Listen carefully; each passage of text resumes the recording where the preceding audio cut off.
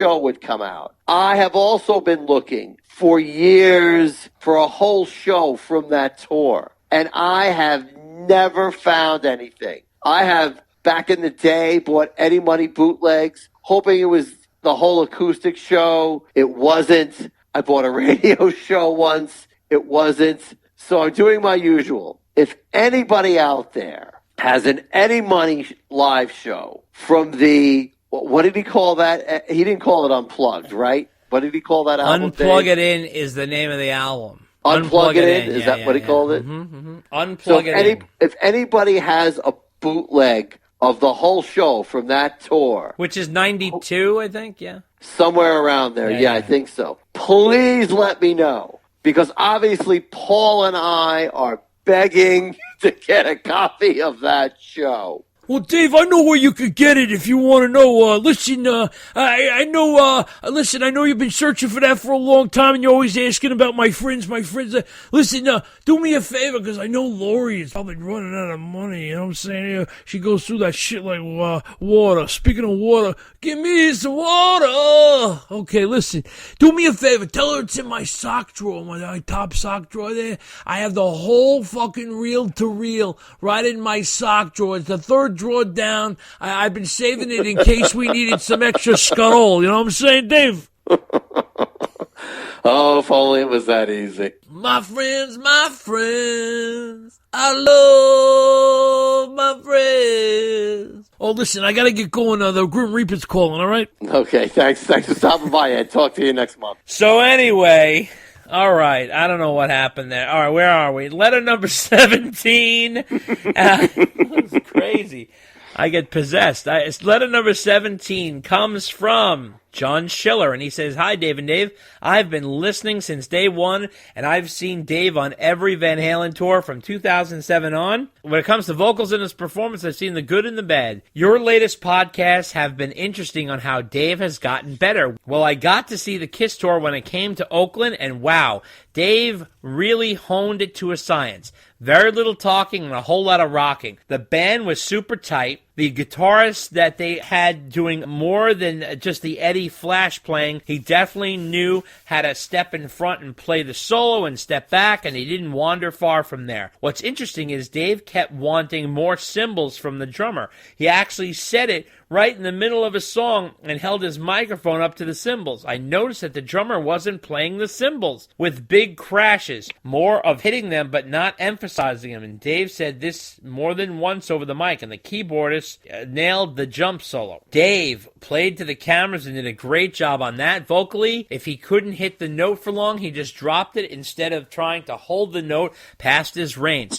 So just like Paradise had backing tracks for sure, definitely came from the album because you can hear Dave's own backing vocals from the album. He literally walked off with everyone wanting more, and I wish Dave would have performed like this on the last VH tour. So the reviews from the press that Dave won the night over Kiss was true. Kiss was the best I've ever seen him, but Dave did it even better. John Schiller. Wow, I tell you, man, I'm telling you, they just keep pouring in these reviews for Dave. He's really going for it. He feels like he's got something to prove, I think. That's for sure. What do you think, Dave? That's awesome. Awesome. I hope he keeps that momentum going when the shows restart, whenever they do. I know, right? Well, we'll see what happens. Letter number 18 comes from Dave Moses, the fourth Dave, and he says, is Gene Simmons silently coaching Dave, as you mentioned in the previous podcast regarding the set list and singing and stuff, then encouraging him to add Mike as guest bassist and then maybe backing or managing Van Halen for a full reunion? Brokering or facilitating this like a brilliant puppet master, and then he can cross that off his bucket list. Well, I tried to sign them back in the day, and now I changed my mind, and now I want to promote them and be responsible for the greatest reunion of all time. Remember who Gene is. Remember the businessman he is and his egos. Your thoughts. Dave and Dave, Unchained. Forever hoping for longer 6-hour podcast. Oh, my God. 6 hours? What are you, nuts?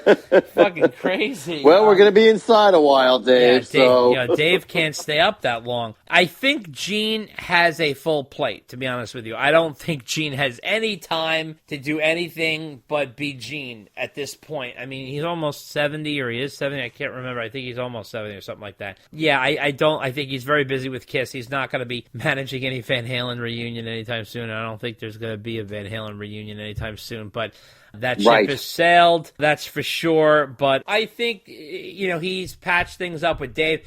All the pictures seem to indicate there's a lot of chumminess between Dave and Kiss. They're hanging out. They're having a good tour. God bless all of them, man. They're all older rock stars. We're never going to see this again. That's for sure. And Billy Joe Armstrong from Green Day is not going to be playing into his 70s in arenas. That's not going to happen. But, enjoy it while you got it. You know what I'm saying? So hopefully that tour kicks back up and they keep going because they were on a roll for sure. What do you think, Dave? Yep. No, I agree. Okay, I agree with you. Letter number 19 comes from Dean Evangelista. It says, Dave and Dave, this is Dean from Australia, longtime listener and my first-time caller. And if you had a chance to interview Van Halen, but were told to limit your question to 10 questions, what would they be? Oh, man. Short and sweet, just like the other Dave likes it. Keep up the awesome podcast, Dean Evangelista. Well, I think we're going into another episode of What If?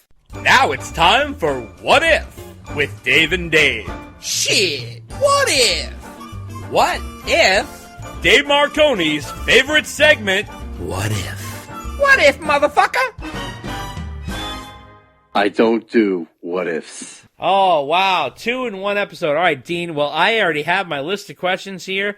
Let's see. Number 1, what exactly went down in the conversation between Ed and Dave? I want to know the tete-a-tete back and forth because I really feel like there was a misunderstanding there. I don't think it was a clean breakup. I think Dave had the attitude like, hey, I'm going to go do this for a while. We'll come back and reconvene. And I think Ed felt like he was getting dumped from Dave and that he was left holding the ball in the band and then moved forward without him and to go with Sam. I think there was some miscommunication there, and I'd love to clear that up. Number 2, why the fuck does everybody piss on Mike? That's what I want to know. Holy shit. Number 3, why were there no live albums or bonus tracks throughout the Dave years? And, the Sam years, you could say, to a certain degree. I mean, there's one live album that's not live, and there's only one bonus track. So, number 4, why did you fire Noel? I'm throwing in a question for my buddy Noel. Why the fuck did you fire Noel? The hell is wrong with you? You don't fire Noel.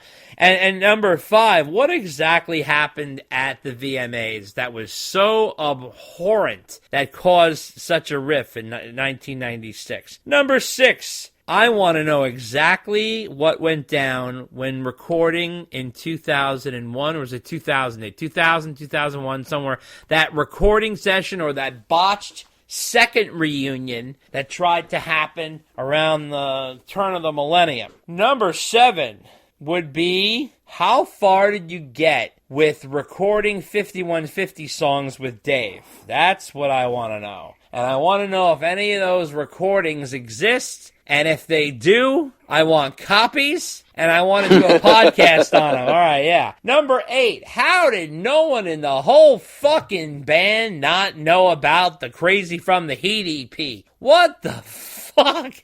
I don't understand how the band's producer and the band's record company putting together an entire project that the band has no idea about. That doesn't make any sense to me. Somebody explain that. Number 9, it would be directly to Eddie. Why must you always work with people you hate? What's the deal? Number 10, what exactly happened the last time Dave and Ed met? I want to know what the conversation was between Dave and Ed. If you remember correctly, there was an interview that Dave did with some online thing where he says, oh yeah, in a couple of weeks I'm going to go meet with the brothers and we're going to see what's what. And then somehow that meeting, whatever happened at that meeting, everything broke down and Dave kind of got upset. So I'd like to know about that. And then I'd like to know, Alex, electric drums. Really? Why? Why did you use electric drums on 5150? And do you regret it? And also, why didn't you change the name of the band when Sam came in the band? What the fuck? Didn't you consider that? It would have made sense. Anyway, those are my questions. Dave, did you have any ones that you wanted to add? Well, like a lot of your topics were similar to mine. Right. The one question I'm shocked you didn't want to ask was what happened in 1996 in terms of who was offered the job and when and things like that. Oh, yeah, that's right. Yeah. I'm really surprised you didn't ask that's that. true. Yeah. You mean like the Gary's in? No, wait a minute. What about Mitch? No, wait a minute. Right, what about right. That whole, like what was going on with Dave. Mm-hmm. I'd love to get a straight definitely answer. Add that. That's for sure. Yeah, sure. Right. I'd love to get a straight answer on that. I'd love to ask Ed, like, what drives him to changing his musical styles in terms of writing. Uh-huh. Like, like around like 1988 when he was, when he was moving more in that direction, or even with 5150. Yeah. I mean, you can't just like pin that all. Well, Sam joined the band. I mean, that wasn't the case at all. No, Sam says it in the interview that we did. Right. Yeah, he says it right there. He said, look, Ed stopped writing those types of songs. Everybody keeps saying it was me. Ed stopped writing those, because Sammy does those songs. Sammy does the hard rockers for sure. But he said that he worked with the music that Ed gave him, and that's the music Ed gave him. And he's right. He's right. 100% right. So I'd be curious what drove him on that. Yep. I'd ask him things like, did you ever wish you had more time on the first 5 albums to do something else? Because those things were banged out pretty quick. Oh, yeah, that's true. That's a good question. Here's a great question, Dave. What are you going to do with all these tapes?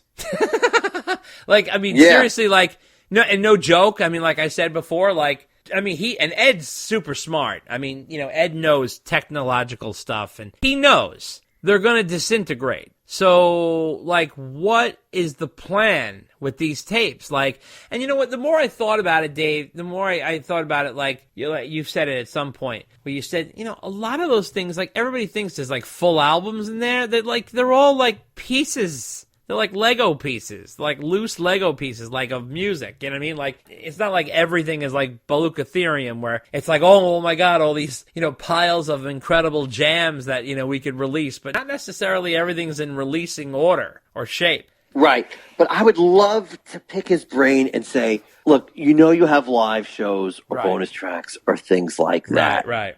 How come you never release them? What was your thinking? I think it's laziness. They don't want to be bothered. Well, but I would really love to ask him, why? I mean, if it's I didn't feel like it, okay. If it was something like, hey, I didn't think anybody was interested, I would say, but how can you say that? You're one of the most popular bands that ever walked the earth. Right. So many of your contemporaries are doing that. I mean, is this a position you're taking where you're like, well, I don't want to rip off the fans? Okay, fine. That's very noble. But people are hungry and starving for this. If you feel people aren't interested, why is that? I think he has a unique perspective. And I would just love to sit down with him and understand why he thinks that way. That's true. That's very true. And then say, Ed, with all due respect, you're my favorite guitarist, but you're wrong. Exactly. You're wrong. You're wrong. And then when he throws me out, I could say, that's great. I got to tell Eddie Van Halen what I thought, and he threw me out of the room. Exactly. And that's the truth. That's all, folks.